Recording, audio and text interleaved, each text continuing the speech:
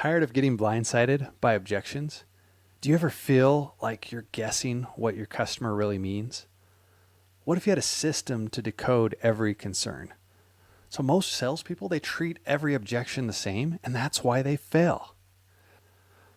But what if you could quickly assess any objection and know exactly how to respond?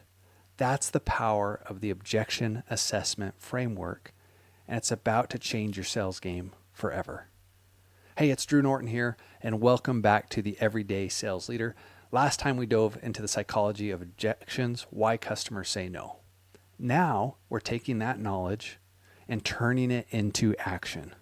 We're going to learn how to assess objections like a pro so you can respond with confidence and close more deals. Think of the objection assessment as your sales superpower. It's a way to quickly analyze any objection and understand what's really going on beneath the surface. Instead of just reacting to what they say, you'll be able to anticipate their needs, address their concerns, and guide them towards a solution. The objection assessment framework has three key components: intensity, intent, and isolation. So intensity, this is about how strongly the customer is expressing the objection. Is it casual? Is it a firm but open-minded question? Or is it a defensive, argumentative statement? So a low intensity often sounds like a passing comment. A casual question, usually with a dismissive tone, they might say it without much emphasis. Where medium intensity is going to be a little more firm, but they're still willing to engage in a discussion. They might raise their voice slightly, or they make direct eye contact. High intensity, it usually sounds really defensive, they're argumentative, or they're emotionally charged. They might cross their arms, they might start avoiding eye contact, they might start even yelling or speaking loudly. So we're going to talk about how to handle that. Next, though, is intent. This is the why behind the objection. Are they truly seeking information, trying to stall the decision, or are they hiding a deeper concern? Okay, let's talk about intent. This is the why behind the objection. Are they truly seeking information, trying to stall the decision, or are they just hiding a deeper concern?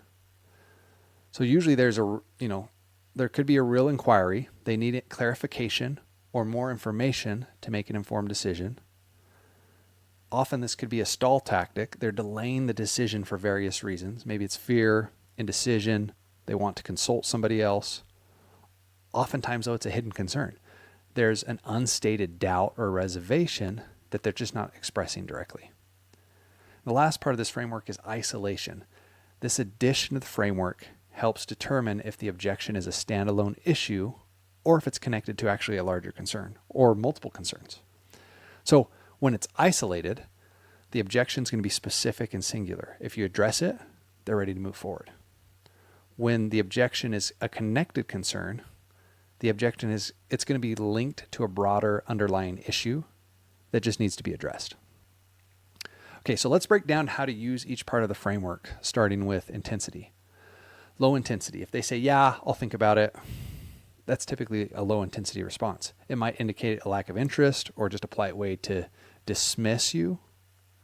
Your response should be to re-engage them with curiosity and excitement.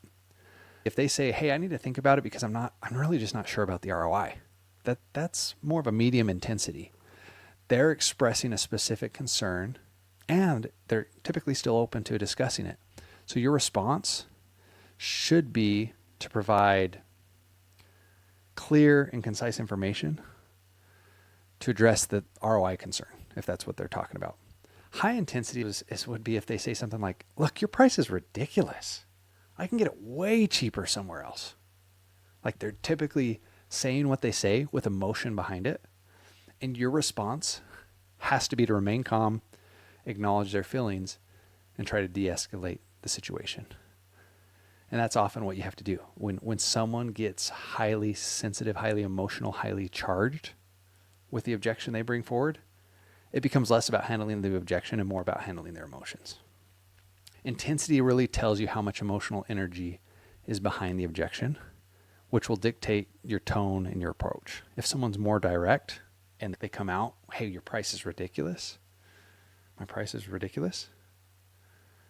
Yeah, it seems like you think you can get a way better deal somewhere else. Like, I'm going to repeat back what they're saying and really give them an opportunity to just, those A personalities, to just, talk through what they're feeling. Okay, so now let's look at intent. This is where we incorporate that powerful technique of testing their position. So when it's a real inquiry, they're asking a question to understand. So we want to respond directly. We want to be thorough. We want to provide evidence, data, examples to support the answer. If we find, though, that what they're saying is just a stall tactic, or maybe they have a hidden concern, instead of just accepting a stall or surface level objection, we're going to challenge it. And this helps us determine if it's a real concern or if it's a smokescreen. So maybe the way the sequence of questions would look is, hey, do you think this solution would actually help you? Let's say they tell us, hey, they want to think about it. Hey, do you think this is actually going to help you achieve what you want, what you told me you want earlier? And that tests their belief in your solution. If they say yes, I'm going to follow that up with, well, why? Why do you feel that way? Help me understand why you think this would actually work for you. Then you get them defending their position to use your product or service. And often that will, at the same time, bring up a deeper rooted concern behind what they have. So tell me what's holding you back then. If you believe this can help you move forward, tell me what is it you're still having to think through. By using this sequence, you're taking control of the conversation and you put them in a position to justify their hesitation, and you've opened the door to uncovering the real objection. Now, if they're hesitant to answer or their reasons are vague, it's likely a hidden concern. So that's where we got to focus on building trust and really creating a safe space for them to open up. And we want to use empathetic language and active listening. So, for example, I had a prospect who kept saying they needed to talk to their partner before moving forward. Initially, your thought is that sometimes is a real constraint. Sometimes they aren't the decision maker, right? You can actually avoid this completely by asking earlier in the conversation, what does it look like when you make a decision on something? I don't like to ask if they're the decision maker, because often people will just tell you they are, even if they aren't. But hey, tell me what it looks like when you decide to move forward with something. So anyways, I discovered the real issue wasn't the partner at all. This prospect was actually worried about their team's capacity to implement things into the business. And so they were stretched thin. They feared that investing in something they couldn't fully commit to would be a loss, because they wouldn't be able to implement everything we were going to ask them to do. The talk to my partner was really just a smokescreen to avoid admitting that they were afraid they would fail. Not even afraid of our solution, afraid they couldn't implement it properly.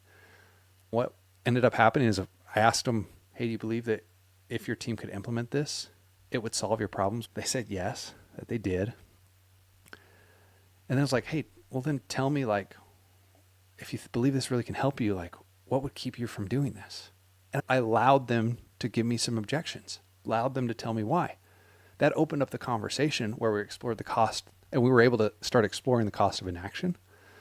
So what's the impact? What's this going to look like if you don't solve this problem in your organization? What's going to happen to your team's morale? What's going to happen to productivity? What's going to happen to your bottom line? And as he started talking through what would happen if they don't change what they were doing, then he realized hey, the cost of staying the same was far greater than the actual investment of the solution, and that they had to figure out a way to move forward, and they had to figure out a way to implement things as a team. So intent can help you understand the motivation behind the objection, which will guide your strategy, and it can help you strategically challenge their position and really reveal their true intent. Finally, let's consider isolation. Isolated. So if a customer says, I'm not sure about this specific feature, and that's their only hesitation, it's likely an isolated objection. So addressing that feature concern might be enough to move forward.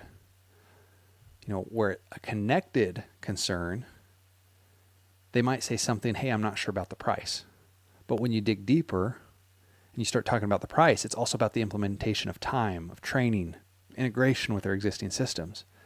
It's a connected objection. So you need to address the whole web of concerns. So this is where I found you have to be willing to probe a little bit and really make sure you're isolating the objection. We want to make sure, hey, is this the real concern? If we solve this, are we going to move forward, or are there some other things? So some questions I like to ask is, hey, if we could take care of X, or if the price fit the budget, is there any reasons you would see this wouldn't make sense for you? Right? Why wouldn't this be the right fit for you? To help me understand a little bit more why you're hesitant, is there anything else you're considering right now? Right? So I want to ask a couple of questions and get them to really tell me if that concern they're giving me, the price, the time, the partner, if that's the true concern or not. So isolation helps you prioritize your response and avoid getting bogged down in addressing symptoms while missing the underlying problem. So the problem most salespeople make is they hear, oh, it's a spouse objection or a partner objection, and they have a pre-response where that may not even be the real concern. It might just be a smokescreen. So we have to isolate and make sure, hey, is this the real objection, or is it connected to some underlying issues? So real power comes from combining all three elements, right? So imagine this. A customer says, I need to think about it. So the intent seems like, hey, they want to stall, and it's likely a connected objection. There's likely going to be some other underlying issues it's connected to. So, hey, I understand needing some time. Before you go, though, do you think this is actually going to help you get where you want to go? Why do you say that? Okay, so help me understand like what it is when you say you need to think about it. Is it really the cost, or there's some other factors that I'm just not aware of that I'm missing? Or hey, is there any other reasons you wouldn't do this? See how that response acknowledges their need for time, and then also it strategically challenges their position to uncover the real reason, and then the intent, and then explore if it's a single issue or part of a bigger picture, which would be isolation. So the objection assessment framework is your key to unlocking confident and effective objection handling. If you can master this, you'll be miles ahead of the competition. It's really easy. All you have to remember is intensity, intent, and isolation. So in the next video, we'll apply this framework to the 4 most common objection categories: need, price, trust, and urgency. So subscribe to the Everyday Sales Leader, hit the notification bell, and get ready to level up your sales skills. And if you want more of my content, join the Everyday Sales Leader community down below. And I want to hear your experiences. So share a time when you misread an objection or a time when you nailed it using a strategic question. Thanks for watching. And remember, sales is life.